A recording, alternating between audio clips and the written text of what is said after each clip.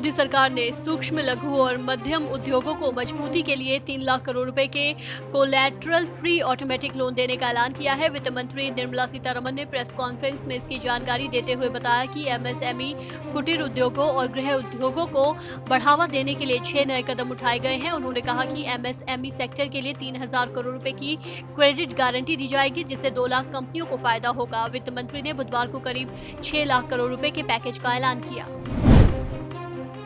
वित्त मंत्री निर्मला सीतारमण ने कोरोना संकट की वजह से जूझ रहे निम्न आय वर्ग के कर्मचारियों को 3 महीने तक मिलने वाली पीएफ राहत को बढ़ाकर 6 महीने तक के लिए कर दिया है। सरकार ने आयकर दाखिल करने की तारीख भी बढ़ा दी है। करदाता अब 30 नवंबर तक इनकम टैक्स रिटर्न फाइल कर सकेंगे। विवाद से विश्वास स्कीम 31 दिसंबर 2020 तक बढ़ाई गई है। रियल एस्टेट के मामले में एडवाइजरी जारी होगी कि सभी प्रोडक्ट्स को मार्च से आगे 6 महीने तक मोहलत दी जाए। डिस्कॉम यानी बिजली वितरण कंपनियों की मदद के लिए इमरजेंसी लिक्विडिटी 90,000 करोड़ रुपए दी जाएगी।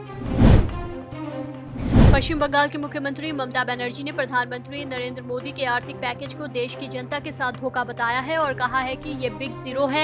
ममता बनर्जी ने कहा कि लोगों को उम्मीद थी कि प्रधानमंत्री देशवासियों को कुछ देंगे, लेकिन वो छले गए हैं, उन्हें कुछ नहीं मिला है। ममता बनर्जी ने कहा, पीएम मोदी का 20 लाख का आर्थिक पैकेज छलावा है। पीएम मोदी को किसानों का कर्ज माफ करना चाहिए था, जैसा कि पूर्व प्रधानमंत्री डॉक्टर मनमोहन सिंह ने किया था। उन्होंने कहा कि इस पैकेज से राज्यों को कुछ नहीं मिला है। स्वास्थ्य मंत्री डॉक्टर हर्षवर्धन ने कहा कि देश भर में इस वक्त कोरोना वायरस के कुल 74,281 मरीज हैं। स्वास्थ्य मंत्रालय के आंकड़ों के मुताबिक अब तक 24,386 लोग इलाज के बाद ठीक हो चुके हैं। कोरोना वायरस की वजह से अब तक 2,415 लोगों की मौत हुई है।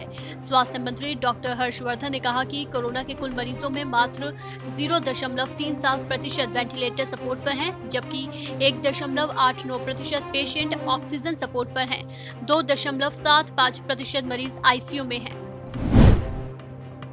दिल्ली के रेल भवन में कोरोना वायरस की एंट्री हो गई है। यहां पर रेलवे पुलिस फोर्स के डीजी का स्टाफ संक्रमित पाया गया है। मरीज का ऑफिस रेल भवन के 4थे फ्लोर पर है। जानकारी के मुताबिक इस कर्मचारी को 1 हफ्ते पहले ही क्वारंटीन में भेजा जा चुका है और रेल भवन में सावधानी बरती जा रही है। बता दें कि सुरक्षा बलों में लगातार कोरोना के मामले बढ़ते जा रहे हैं।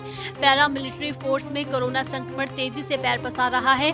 बीएसएफ के 13 और जवानों में कोरोना की पुष्टि हुई है। इसके अलावा सीआरपीएफ के और 3 जवान कोरोना संक्रमित मिले हैं। लॉकडाउन के चलते देश के अलग अलग हिस्सों में फंसे मजदूरों की घर वापसी लगातार हो रही है। ऐसे में लोक जनशक्ति पार्टी के अध्यक्ष चिराग पासवान ने सीएम नीतीश कुमार को पत्र लिखकर अपने संसदीय क्षेत्र जमुई के लोगों की घर वापसी के लिए गुहार लगाई है। चिराग पासवान ने कहा कि हमारे संसदीय क्षेत्र के लोग जो दूसरे राज्यों में फंसे हुए हैं, उन्हें जल्द से जल्द ट्रेन और दूसरे माध्यमों से वापस लाया जाए। चिराग पासवान ने सीएम नीतीश कुमार को दूसरी बार अपने क्षेत्र के लोगों की वापसी के लिए पत्र लिखा है। लॉकडाउन के बाद बुधवार को पहली बार देश के अलग अलग इलाकों से स्पेशल ट्रेनें दिल्ली पहुंची। लंबे समय के बाद घर वापसी पर यात्रियों ने राहत की सांस ली, लेकिन समस्या उन यात्रियों की बढ़ गई जिन्हें दिल्ली से आगे का रास्ता तय करना था। अब रेलवे पुलिस के डिप्टी कमिश्नर हरेंद्र कुमार सिंह ने कहा कि स्पेशल ट्रेन के जरिए जो लोग दिल्ली आ रहे हैं और पब्लिक ट्रांसपोर्ट पर निर्भर हैं, ऐसे लोगों को हम बस से भेजने की व्यवस्था करने के बारे में सोच रहे हैं। आपको बता दें कि मुंबई, राजस्थान, अहमदाबाद और बिहार से आने वाली स्पेशल ट्रेनें अब दिल्ली पहुंच गई हैं। कोरोना वायरस के संकट काल में विदेश में फंसे भारतीयों के लिए सरकारी अभियान चलाया जा रहा है। मिशन वंदे भारत के तहत सभी भारतीयों को लाया जा रहा है। इस बीच ऑस्ट्रेलिया में फंसे हुए भारतीयों को लाने के लिए कुल 7 फ्लाइट जाएंगी। ऑस्ट्रेलिया में मौजूद भारतीय दूतावास के मुताबिक 21 मई से 7 स्पेशल फ्लाइट चलाई जाएंगी, जो ऑस्ट्रेलिया में फंसे भारतीय नागरिकों को वापस लाएंगी। ये भारतीयों को निकालने का पहला फेज होगा, जो कि 21 से 28 मई तक चलेगा। कोरोना वायरस संकट और लॉकडाउन की वजह से राज्य सरकारों के राजस्व पर बड़ा असर पड़ा है। इस बीच अब सरकारें नई शराब नीति लागू कर रही हैं ताकि इसकी बिक्री जारी रह सके। बुधवार को पंजाब के मुख्यमंत्री कैप्टन अमरिंदर सिंह ने भी नई शराब नीति को मंजूरी दे दी है, लेकिन स्थानीय शराब कारोबारी इसके विरोध में सामने आए हैं। नई नीति के तहत शराब की होम डिलीवरी को मंजूरी दी जा सकती है, लेकिन कई शराब ठेकेदार होम डिलीवरी के पक्ष में नहीं हैं। बुधवार को घरेलू शेयर बाजार बड़ी तेजी के साथ बंद हुए। प्रधानमंत्री की तरफ से 20 लाख करोड़ रुपए के राहत पैकेज के ऐलान के बाद बाजार में जोश दिखा। शुरुआती मिनटों में सेंसेक्स 1100 अंक की तेजी के साथ 32,400 अंक के पार कारोबार कर रहा था। इसी तरह निफ्टी में करीब 300 अंक की तेजी रही और ये 9,500 अंक के नजदीक पहुंच गया।